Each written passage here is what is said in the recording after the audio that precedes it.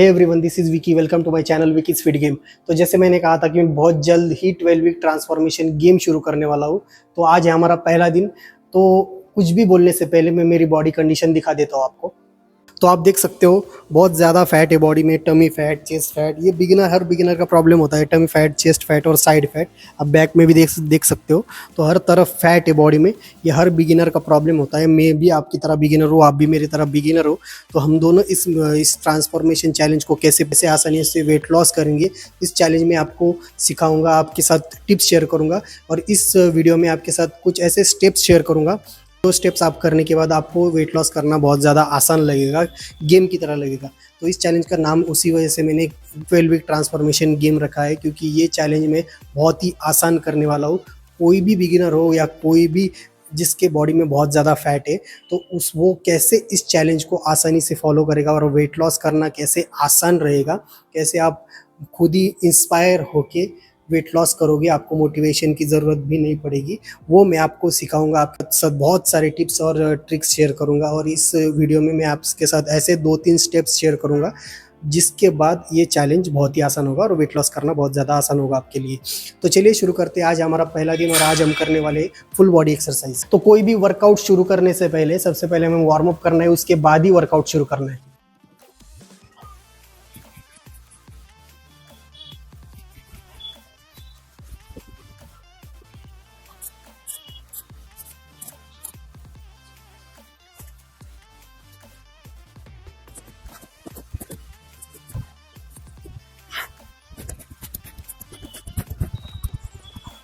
तो इस तरह से आपको कोई भी वार्म अप करना है, ताकि आपकी बॉडी जो है वो हीट हो सके, ताकि आपको इंजरी के चांसेस ना रहे। तो आज की हमारी पहली एक्सरसाइज है डंबल चेस्ट प्रेस। तो आपको फॉर्म सबसे ज़्यादा इंपॉर्टेंट है, तो फॉर्म पे ध्यान देना है। तो फॉर्म कैसे होगी, पोस्चर कैसा होगा, आपका सेटअप कैसा होगा। तो और कोई भी एक्सरसाइज शुरू करने से पहले हमें उसका लाइट वेट से वार्म अप कर लेना है, उसके बाद ही एक्सरसाइज शुरू करना है, उससे पहले नहीं करना है। तो आज हम फुल बॉडी एक्सरसाइज करने वाले हैं। आज हमारा पहला एक्सरसाइज है डंबल चेस्ट प्रेस। तो हमारी फॉर्म कैसे होगी, तो फॉर्म के लिए हमारे सबसे पहले फीट हमारे फ्लोर पर होंगे। फ्लोर को हमें पुश करना है, ठीक है। फ्लोर को हमें नीचे पुश करना है, हमें फ्लोर पे ऊपर ऐसे नहीं रखना है, बेंच के ऊपर पैर, आपको फ्लोर के ऊपर प्रेस करना है। आपके शोल्डर ब्लेड रिट्रैक्ट करने हैं आपको, और चेस्ट अप करना है। और यहाँ लंबर में आपकी आर्क होना चाहिए, ठीक है, आर्क होना चाहिए आपके। ऐसे अगर आप स्ट्रेट रखोगे बॉडी, तो आपके इंजरी के चांसेस है, और मसल में आपको जो टेंशन मिलना चाहिए वो नहीं मिलेगा। आपको प्रॉपर जो मसल टेंशन मिलना चाहिए वो नहीं मिलेगा, ठीक है। ट्रेन करना है हमें प्रॉपरली चेस्ट, तो उसके लिए, और हमें इंजरी भी नहीं करनी है। तो हमारे चेस्ट अप होने चाहिए, शोल्डर ब्लेड्स रिट्रैक्टेड, और आर्क होना चाहिए लंबर में। आपके जो एल्बो है वो 45 टू 60 डिग्री में होने चाहिए, ऐसे 90 डिग्री में नहीं रखने आपको, 45 टू 60 डिग्री में ऐसे होने चाहिए।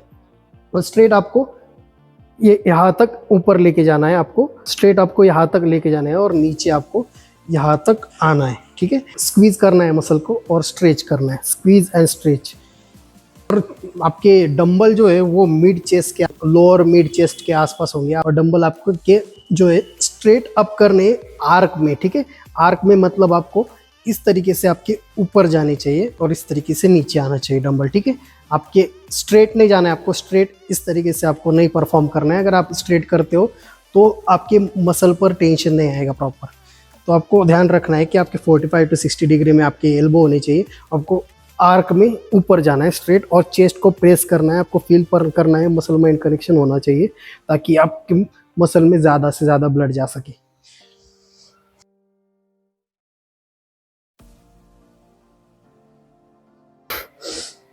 और आपको ब्रीदिंग पर भी ध्यान देना है, आपके ब्रीद इन और ब्रीद आउट करते रहना है, ताकि आपके मसल में ज़्यादा से ज़्यादा ब्लड जा सके। तो इस तरह से हमें परफॉर्म करना है इस चेस्ट एक्सरसाइज को। और इसके जो हमारे वार्म अप सेट है, ये हमारा वार्म अप सेट है। वार्म अप सेट के हमें भी 20 टू 25 रेपिटेशन करने हैं, और 1 से 2 सेट करना है हमें। उसके बाद हमें मेन सेट करना है। तो मेन सेट के हम करेंगे 2 से 3 सेट, और हर एक सेट में हम लगाएंगे 15 टू 20 रेपिटेशन। और याद रखिए कि आपको लाइट वेट से वर्कआउट करना है। थोड़ा बहुत वेट लोगे तो चलेगा, ज़्यादा वेट लोगे तो आप बिगिनर हो, हम बिगिनर है। तो बिगिनर की वजह से क्या होता है कि हमारे मसल जो है वो ज़्यादा स्ट्रेच हो जाते हैं, और तो हमारे मसल फटीग ज़्यादा होता है पहले दिन या पहले हफ्ते या सेकंड हफ्ते में। उसके बाद जब हम रिकवर करेंगे, एक दो हफ्ते बाद जब हमारे मसल को जब कंटिन्यूसली आप वर्कआउट करेंगे तो हमारे मसल को उसकी आदत हो जाएगी, तब जो है आप वेट बढ़ा सकते हो, तब हमारे मसल में ज़्यादा स्ट्रेस नहीं होगा और हम ज़्यादा ये फटीग भी महसूस नहीं करेंगे मसल में। ठीक है, अब हम करते हैं नेक्स्ट एक्सरसाइज। तो जैसे मैंने कहा था कि इस चैलेंज को हम गेम की तरह बना देंगे, तो उसका हमारा पहला स्टेप है एफर्मेशन। तो एफर्मेशन से क्या होता है, इसके पीछे साइंटिफिक स्टडी भी है। तो एफर्मेशन से क्या होता है कि हमारे ब्रेन को ऐसा लगता है कि हम वैसे ही है, तो हमारा ब्रेन वैसे ही एक्ट करने लगता है। आप स्क्रीन पे देख सकते हो, ये सब आप एफर्मेशन पढ़ सकते हो। आपको फील करके, इमेजिन करके पढ़ना है, क्योंकि आपको रिसर्च करके आप देख सकते हो इसके रिगार्डिंग कि क्या है ये एफर्मेशन। तो जैसे मैं आपको एक एग्जांपल दे देता हूँ कि अगर आप रात को सो रहे हो, ड्रीम में हो, तो ड्रीम में जैसे जैसे आप करते हो आपको फील भी वैसा होता है, लेकिन वो रियलिटी नहीं होती, लेकिन आपको लगता है कि वो रियल है। तो आप जैसे अगर आप नीचे गिरते हो, हवा में उड़ते हो, नीचे गिरते हो, आपको डर लगता है, तो वो रियल नहीं होता, लेकिन फिर भी आपको लगता है। तो ब्रेन आप इमेजिनेशन और रियलिटी में फ़र्क नहीं कर पाती। तो हमारे ब्रेन को ट्रेन करना है ताकि आप एक्ट भी वैसे ही कर सको। तो आपको डेली एफर्मेशन पढ़ने, एफर्मेशन मैंने जो आपको स्क्रीन पे दिए हो वैसे एफर्मेशन पढ़ने, और वो इमेजिन करके आपको पढ़ने। ठीक है, इमेजिन करके, रटना नहीं आपको, जैसे स्कूल कॉलेज में रटते हैं हम, वैसे नहीं रटना है। आपको ध्यान रखना है कि वो इमेजिन करके, फील करके पढ़ना है आपको, और डेली पढ़ना है। ये पहला स्टेप है हमारा इस चैलेंज को खेल की तरह, गेम की तरह बनाने के लिए। हमारी नेक्स्ट एक्सरसाइज है बारबल कर्ल। तो इसकी पोजीशन कैसे होनी चाहिए, सबसे पहले हम वो देखते हैं। तो उसके लिए हमारे एल्बो जो है वो स्ट्रेट होने चाहिए, आपको आगे पीछे नहीं करना है। एल्बो आपकी एक जगह फिक्स होंगे, और आपको हाथ को ज़्यादा अंदर और ज़्यादा बाहर नहीं लेना है। आपको ये शोल्डर विड्थ के आसपास रखना है, और इस तरीके से पूरा आपको ऊपर जाना है, स्क्वीज करना है मसल को, और पूरा स्ट्रेच यहाँ तक जाना है। पूरी इस तरह से स्क्वीज और स्ट्रेच। आपको हाफ वे कोई भी एक्सरसाइज नहीं करना है। बहुत सारे लोगों को इस तरीके से मैंने मारते हुए देखा है, और एल्बो भी आगे पीछे इस तरीके से करते हुए देखा है। तो आपको वैसे नहीं करना है, हम नागिन डांस नहीं कर रहे, हम वर्कआउट कर रहे हैं। तो आपको ध्यान रखना है कि इस तरीके से आपको वर्कआउट करना है। पूरा स्क्वीज और पूरा स्ट्रेच, पूरा squeeze stretch, squeeze and stretch. ऐसे आपको इसके, हम वार्म अप कर रहे हैं तो पहला हमारा वार्म अप रहेगा, उसके बाद मेन एक्सरसाइज करेंगे। तो वार्म अप के हम 20 to 25 रिपीटेशन करेंगे। जैसे मैंने कहा था कि हर एक एक्सरसाइज, कोई भी एक्सरसाइज शुरू करने से पहले हमें उसका वार्म अप कर लेना है। 25 वार्म अप रिपीटेशन करने, उसके बाद मेन एक्सरसाइज करना है। मेन एक्सरसाइज के हम करेंगे 2 से 3 सेट्स, और हर एक सेट में हम लगाएंगे 15 to 20 रिपीटेशन। हमारे नेक्स्ट एक्सरसाइज है dumbbell hammer curl.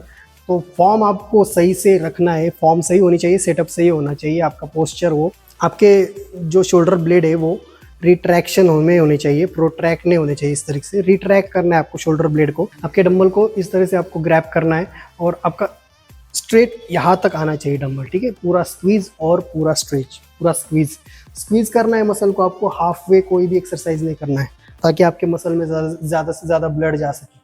Squeeze and stretch, squeeze and stretch, squeeze stretch. ऐसे आपको एल्बो एक जगह फिक्स रखना है, आगे पीछे नहीं हिलना है आपको, इस तरीके से। इसके हम करेंगे 15 to 20 रिपीटेशन और 2 से 3 सेट। हमारी नेक्स्ट एक्सरसाइज है लैट पुल डाउन। तो लैट पुल डाउन का हमारा फॉर्म कैसा होना चाहिए वो देख लेते हैं। तो लैट पुल डाउन के लिए हमें हाथ जो है हमारे शोल्डर से थोड़ा बाहर होने चाहिए, ज़्यादा बाहर नहीं होनी चाहिए। हमारे लेग्स जो है वो यहाँ पैड में नीचे लेग सपोर्ट पे फिक्स कर लेना है। ठीक है, ज़्यादा पीछे नहीं, ज़्यादा आगे नहीं, फिक्स कर लेना है एक जगह।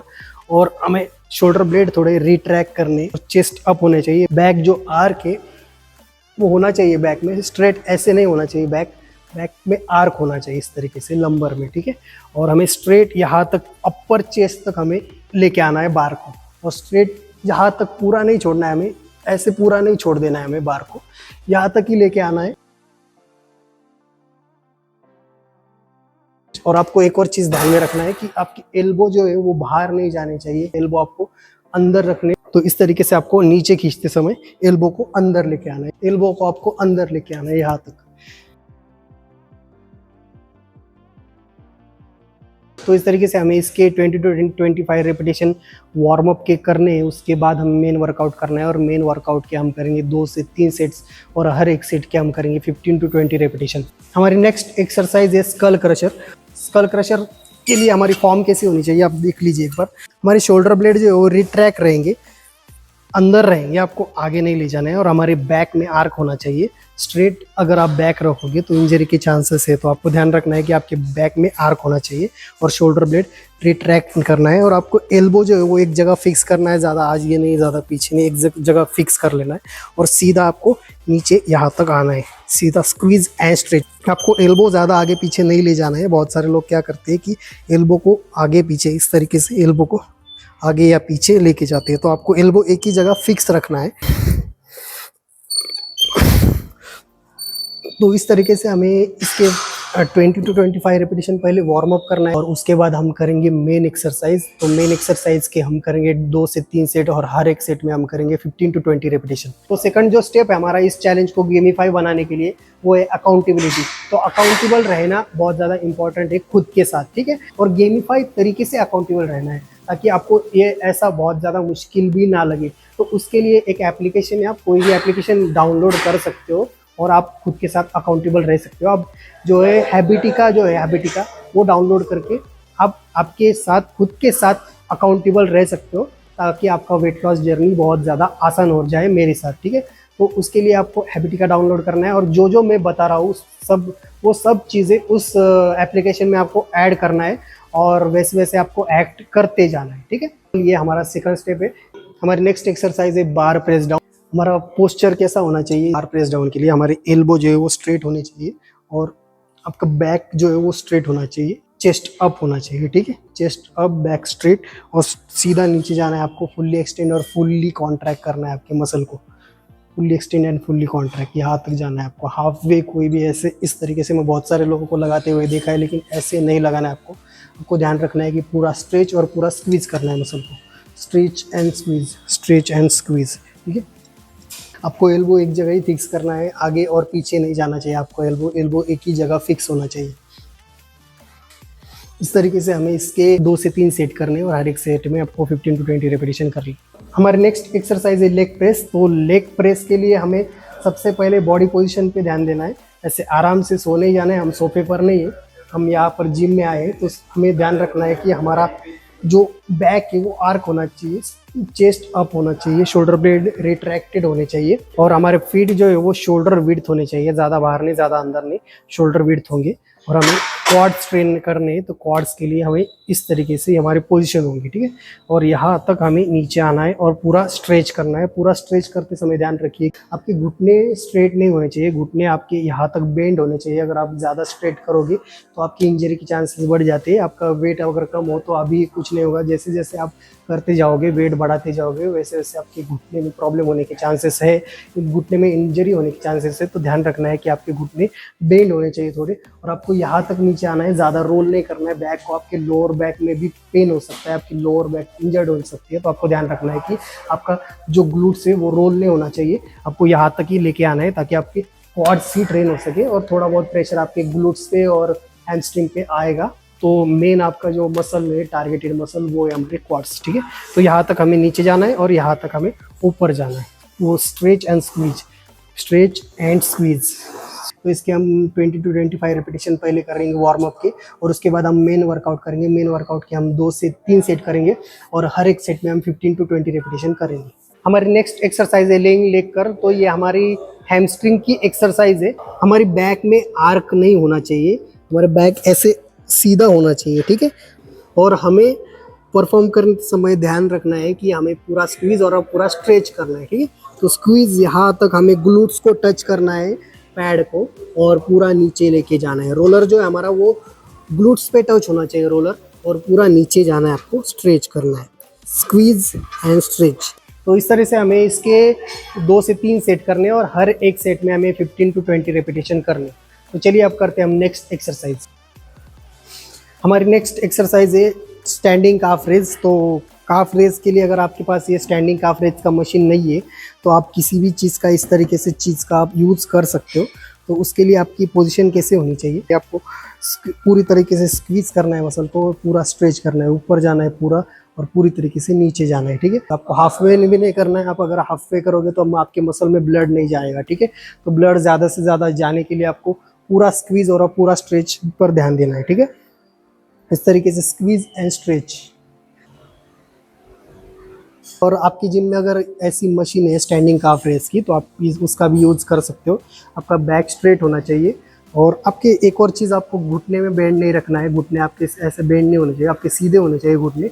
और पूरा स्क्वीज करना है मसल को, पूरा स्ट्रेच और पूरा स्क्वीज, स्ट्रेच एंड स्क्वीज। तो इस तरीके से हमें इसके 2 से 3 सेट करने हैं और हर एक सेट में हमें 15 टू 20 रेपिटेशन करनी है। हमारा थर्ड जो स्टेप है इस चैलेंज को गेमिफाई बनाने के लिए, वो है न्यूट्रिशन। तो न्यूट्रिशन या फिर डाइट प्लान आपने बहुत सारे देखे होंगे, तो उसमें बहुत सारे ऑप्शंस नहीं होते आपके लिए। आपको घर के खाने से अलग होता है खाना। लेकिन ये जो न्यूट्रिशन प्लान या डाइट प्लान मैंने डिज़ाइन किया है, इसमें बहुत सारे ऑप्शंस दिए हैं। तो ये घर के खाने से ही आप वेट लॉस कर सकते हो, आपको ज़्यादा कुछ चेंज नहीं करना पड़ेगा। तो ये हमारा थर्ड स्टेप है, न्यूट्रिशन। ये बहुत ज़्यादा मुश्किल लगता है लोगों को, लेकिन मैंने यही आसान कर दिया है ताकि आपको वेट लॉस करना बहुत ज़्यादा आसान हो जाए। तो ये 3 स्टेप्स है, और आगे आने वाली वीडियोस में आपको बहुत ज़्यादा और भी टिप्स शेयर करता रहूँगा। आगे आने वाली वीडियोस के लिए मेरे चैनल को सब्सक्राइब कीजिए और लाइक कीजिए और शेयर कीजिए ज़्यादा से ज़्यादा लोगों तक, ताकि लोगों को भी इसके बारे में जानकारी मिल सके और लोग, आपके फ्रेंड्स फैमिली जो भी है, उनको भी ट्रांसफॉर्मेशन का मौका मिल सके, वो भी आसानी से ट्रांसफॉर्म कर सके और हेल्दी हो सके, वेट लॉस कर सके, फैट लॉस कर सके। ठीक है, तो चलिए मिलते हैं हम नेक्स्ट वीडियो में।